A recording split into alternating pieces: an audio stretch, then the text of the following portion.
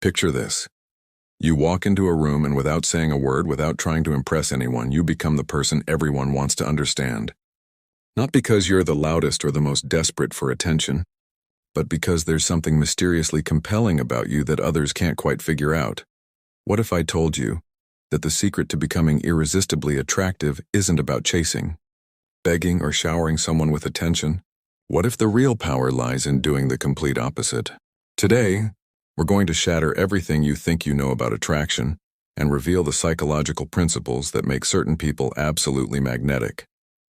Here's the brutal truth most people refuse to accept. The human mind doesn't crave what's always available. It obsesses over what feels just out of reach. Think about it. When was the last time you desperately wanted something that was handed to you on a silver platter? Never.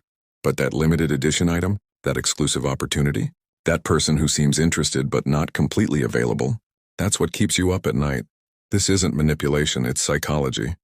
And understanding these principles will transform how people see you, respond to you, and yes, become drawn to you in ways they can't even explain. We're going to explore 4 powerful psychological principles that create genuine, lasting attraction. These aren't tricks or games. They're fundamental truths about human nature that, when understood and applied authentically, will revolutionize your relationships. Let's start with the most counterintuitive truth. Scarcity creates desire. Every valuable thing in this world, gold, diamonds, genuine friendships, meaningful opportunities, shares one common trait. They're rare. They're not available to everyone, everywhere, all the time. Now here's where most people get it wrong. They think showing more interest, giving more attention, and being more available will make them more attractive. But think about your own experience.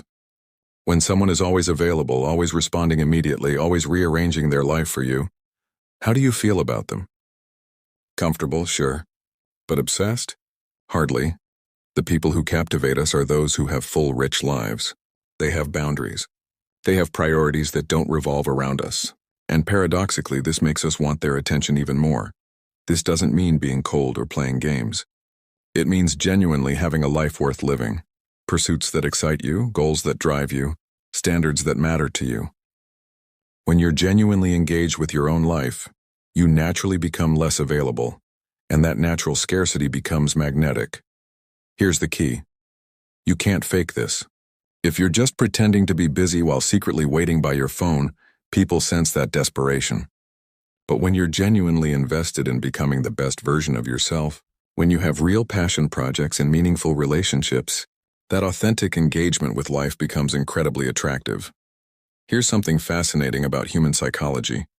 We're more interested in books with missing pages than complete stories. Most people make the mistake of revealing everything about themselves immediately. They share their entire life story on the first meeting, spill all their thoughts and feelings, thinking that transparency equals connection. But consider this. What keeps you engaged with a TV series? Is it the episodes where everything is explained or the ones that leave you with burning questions? The most captivating people in history understood this. They revealed just enough to spark curiosity, but always left something to discover. Not because they were deceptive, but because they understood that curiosity is the engine of fascination. This means being selective about what you share and when. It means having depth, layers of interests, experiences, and thoughts that can't be understood in one conversation. It means being comfortable with pauses, with not filling every silence with words.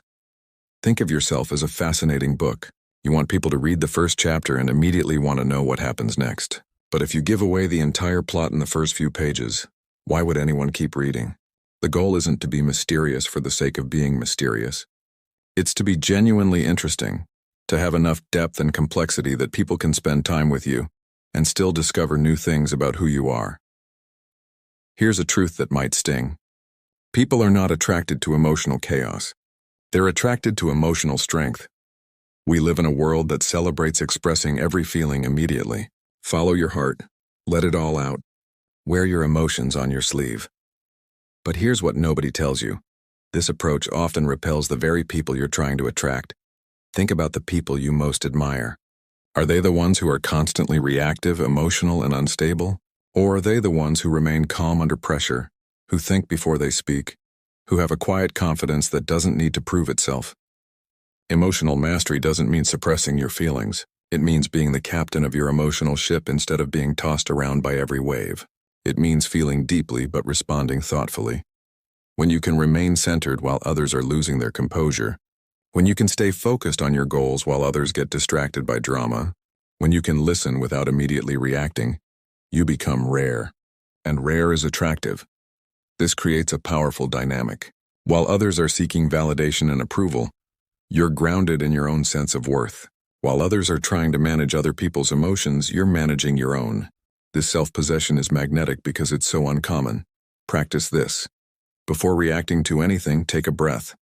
Ask yourself, what response would serve me in this situation best? This simple pause between stimulus and response is where your power lives. Every interaction is essentially a meeting of two different worlds, two different sets of values, priorities, and ways of seeing things. The question is, whose world will dominate? Most people don't even realize this dynamic exists. They automatically adapt to whatever environment they're in, changing their opinions, behavior, and even their personality based on who they're with. But the most attractive people do something different. They bring their world with them wherever they go. This isn't about being stubborn or inflexible. It's about having such a clear sense of who you are and what you stand for that your presence naturally influences the energy of any room you enter. Think about leaders you admire, artists who've changed the world, or even people in your personal life who just seem to have that something special. They don't adapt to fit.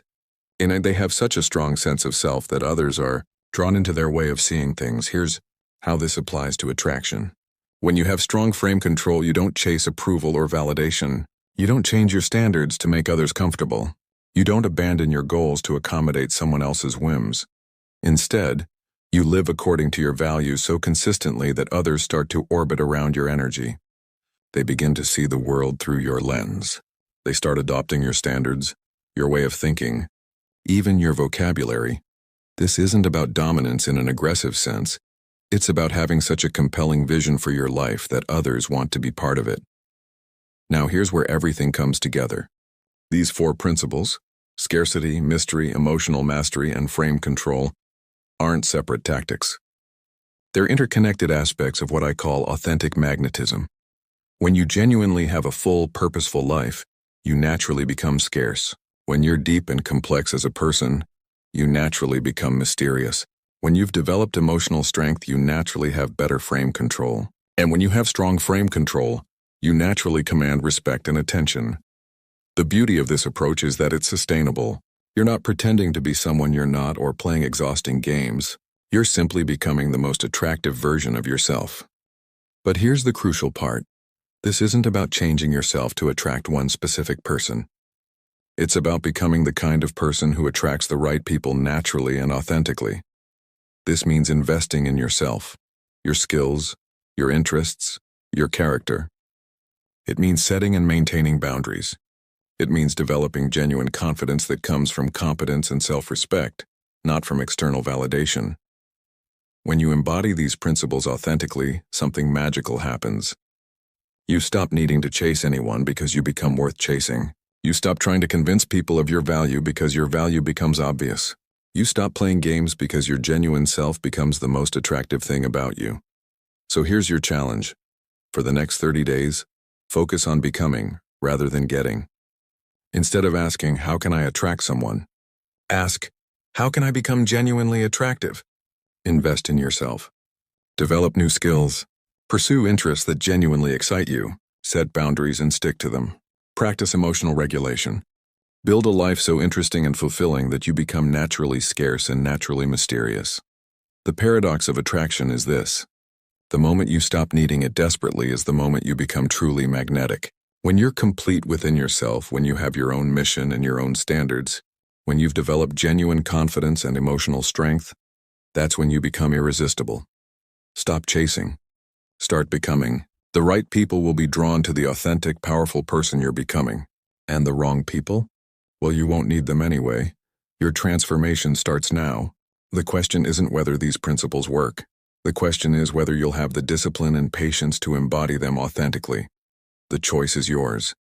Stay ordinary or become magnetic. The world is waiting to see what you'll choose.